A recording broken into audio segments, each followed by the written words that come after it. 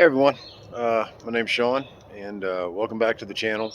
Hopefully, this will give you a little bit more content, and want to go over a new project that I'm working on. So, over my left shoulder is my new to me. It's a 1991 Nitro 200 DC, and it's a project. Um, it's going to be quite the rebuild. Basically, anything that could be rebuilt, questionable, it's going to get rebuilt. Transom, stringers, floor, motor, trolling motor, carpet, seats, rigging, wiring, gauges, the whole 9 yards.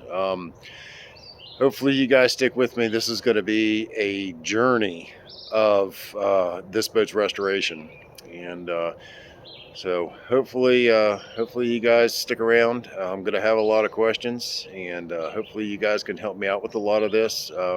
I know that this is a my boat project, but I'm hoping that I can get the YouTube community, like people like you that are watching, that have interest in this kind of stuff, that can give me some tips and pointers along the way. There's a lot of things that I have not done. There's a lot of things that I have confidence in doing, and I'm 100% positive that everything is fixable, especially this. So stick with me.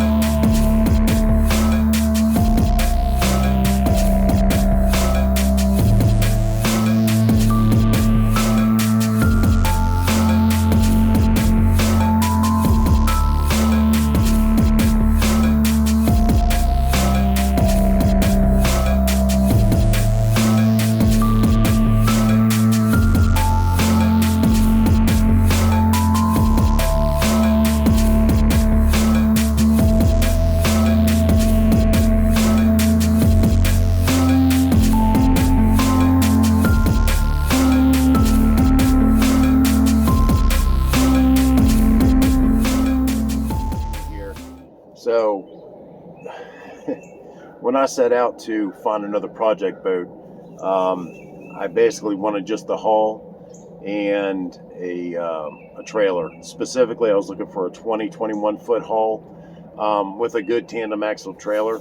The engine was plus or minus. I really didn't care because I hope to repower the boat, especially this one. But I found this boat on Craigslist. It was originally listed for $4,000. It sat for a long time with no interest. I saw that he lowered the price to, I think, $1,200. And when I looked on Craigslist, this listing didn't have any pictures. It had a very detailed description, but it had no pictures. So I went in search of a 1991 Nitro 200 DC, and there was a picture that came up, and it didn't look like a bad boat. So I clicked on the link, and the link actually went to OfferUp. I signed up for OfferUp so I can communicate with the seller, because there was something wrong with the phone number off Craigslist. I didn't get any response. Long story short, the seller and I eventually made contact, and about 3 or 4 weeks ago, I think it was the end of March, the wife and I, we decided to take a 2.5 hour trip up north. We are actually in the upstate of South Carolina, and the boat actually sit around Charlotte, specifically Lake Norman area. And so the wife and I, we hopped in the truck. We go to take a look at it. I had cash in my pocket. I was ready to buy the boat. I figured this is the one for me. I asked a couple questions. Everything seemed legit. Everything seemed good. And so when we got to the location where the boat was, started talking with the previous owner, and essentially he's had the boat for about 4 years or so. The last time that the boat was registered was 2013. I believe the last time that it was on the water was 2017. And so the previous owner, became overwhelming. There's just so much to fix and so much to do, and you have family and other priorities that need to be done other than fixing your boat. So upon inspection of the boat, like I said, we looked around, checked out the transom, immediately knew that the transom was rotten. There was a lot of soft wood. Without looking at it, without doing actually digging into it, we did some inspection of the transom, and then there are some other cracks on the sides, and I'll take you around and I'll show you some of those cracks that really, really concerned me for the price point that I was willing to pay. Walking around more through the boat, the floor has a soft spot, so all the wood basically underneath the driver's compartments here and all the way up through where the front deck is, all that needs to be replaced. It's all rotten, it's no good. So I assume that if that's no good, then the stringers are probably compromised some way, shape, or form. Nitros being big, heavy boats, from what I understand, even though they were big and heavy, they just, that's just how they made them back then. It is what it is. There's a lot of wood on this boat that was not glassed over, protected. So, over the course of time, what are we, so the boat is, I don't know, 30 some years old now, or getting close to 30 years old. Just need a lot of attention. The front deck was soft. All the wood underneath the front deck is gone. Obviously, all the gauges. There's some other components and some of that other stuff that just very, very much concerned me, that I wasn't willing to pay that much money for this kind of project because I did not have the space to work on something like this, or so I thought. So when I was talking to the gentleman, he basically said, what would it take for you to take this boat home today? And again, I almost shot myself in the foot. I almost threw out a number, but I just kind of bit my tongue there for a little bit as I looked around the boat that much more. The tires were dry rotted. The hubs were loose. There was no way that I could physically drive or take this boat home with me that day. And so I assumed that they were fairly confident that I was going to end up taking the boat. So transferring titles from South Carolina to North Carolina, or selling in North Carolina and coming into South Carolina requires that the title be notarized. So when I was inspecting the boat, the notary showed up and asked if I was the buyer or the seller. I said I was the potential buyer. And so I was still undecided at that point whether I was going to take the boat or not. And I think at that point, the seller said, "Look," he said, $100, you can take it today. And I jumped back out, and I went over and talked to my wife. I said, "It's $100." I said, "This thing's not going to pull home." I said, "The tires are." I said, "I don't want to deal with all of that." And so I ended up giving a $20 cancellation fee to the notary because it wasn't the seller's fault, but at the same time, this is just a lot more work than what I had thought that needed to be done to this boat. Carpet, seats, little tweaking, wiring, gauges, and all that other stuff here or there. It's not that big of a deal. So I guess when we concluded that I was not going to take the boat for $100, the boat, the trailer, and the engine. So as you see, this is what I basically paid for. I pretty much walked away from it. I kept in contact with the seller, and he said, "Look," he said, "I'll sell you the boat for $1. Come back and get it." He said, "It's only under one condition." He's like, "When you get it back together," he said, "I want to take a run." I said, "Absolutely." I said, "I'm going to drive back up to Lake Norman. We're going to take the boat out, and we're going to give him the joy that he was looking for. It's going to take a while to get there." So all said and done, I gave the gentleman $100 cash, but he also paid the notary the second time that it came back. So technically, I have $120 in this boat to obtain it. Now, before we drove back up from South Carolina to go pick the boat up, the seller was gracious enough to take all four tires and wheels off, and I had scheduled an appointment at a tire shop because I wanted to put new tires on before we drove it home. So he jacked the boat up. It was up on jack stands, and we took the wheels and tires off. Took it up to I think it's Mavis Tire up there in Charlotte. Great guys, super. I mean, great deal. I was ecstatic with the whole process of what they did and what they did for me. So me and my buddy hopped in his truck. Mine was currently in the shop, and I couldn't. Another long story. Drive up. Everything was already notarized. The paperwork was ready to go.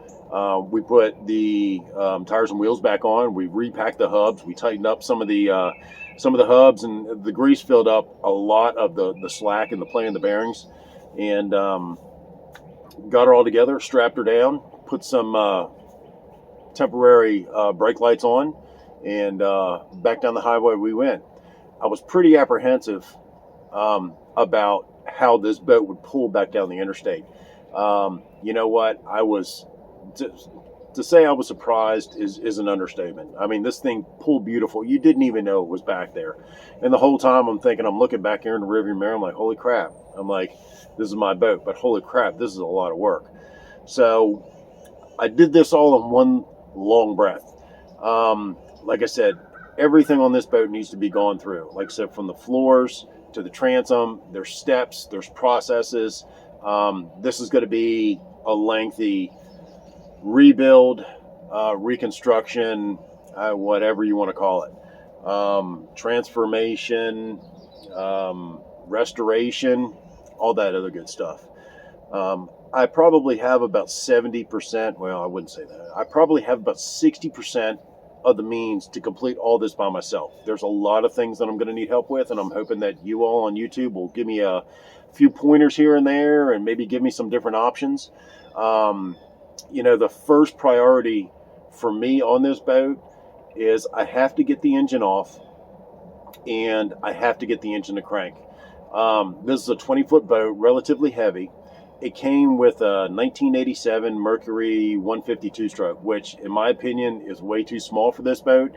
The tag is rated for a 225. So once I get this engine cranked and off, number one, I have to repair the transom.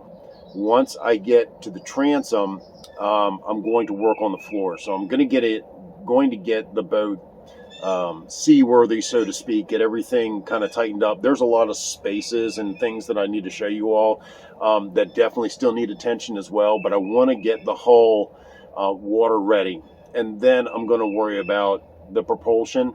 But I've got a couple ideas that I'm kind of thinking about. I don't know if I'm going to go period correct Mercury 200, and I was even thinking about some of the early 2000s, 200 or maybe even a 225. It really depends on how much of the transom and the stringers and everything need to be rebuilt, to the extent of how far I can get it. Now, I don't know if this is going to be a total remove the top cap kind of thing. I haven't even gotten to that point yet. I just wanted to start on baby steps. This boat has been on our property for about 4 days. Just trying to get everything sorted here, and I still have a lot of groundwork to do. I've got some other gravel and everything before I can really kind of spread everything out and let everyone kind of assess, and even I can assess how difficult things are going to be, and I just need some extra room. But so I even considered new power head options, contemporary 4-strokes. I'd love to put a 225 Pro XS or something like that on this boat, but I just don't know if you can get one and if the price point is worth it. If the hull comes back and it's pristine, solid as a rock, then I will consider it. But I'll tell you the one thing that I'm really, really leaning on is one of those new Suzuki motors. I'm really, really considering a 200 SS. I've seen good things and haven't heard too many bad things about them. So it's always in the back of my mind. If the hull's good, you got 2 major components to a boat. Well, 3 if you want to count the trailer. You got a good trailer, which I do believe the trailer is good. You got the hull. We're going to work on that. And if you got a good propulsion system, a good engine, the rest of it's just hickory dickory stuff. You know what I mean? It's stuff that you're going to, repair, replace anyways. Electronics, graphs, trolling motors, all that stuff is kind of irrelevant. They're not really, specific to the boat. So all that stuff is easily changeable. So again, I'm considering either a 200, 225 period correct Mercury, or I am considering one of the Suzuki 200 SSs. So that being said, that's kind of where I'm at. Like I said, and I'm hoping that there's some interest with this video and that you guys kind of jump on board. I'd love to hear your opinion, your thoughts, your views. I'm sure that there's going to be a lot of people saying just take the son of a bitch to the junkyard, but everything can be saved. I'm dedicated. This is my third somewhat rebuild. I just can't bring myself to spend that much money on a new bass boat. I know there's a time and a place. Don't call me cheap because I'm frugal. And that's going to help with the build of this product. I'm going to be on Facebook Marketplace. I'm going to be on Craigslist. I'm going to try to find used things. I'm going to try to rebuild and refix a lot of the things that that are within my capabilities, and try to save a lot of money, because I think a powerhead or a propulsion system is going to really cost me down the road. But again, that's one of those things that once they're with the boat, things should be rock solid. Everything from the gauges to the wiring, all that's going to need to be replaced. As you can see, my beautiful seats, these are factory seats. I have considered I guess restoring these as well. I'm not exactly sure.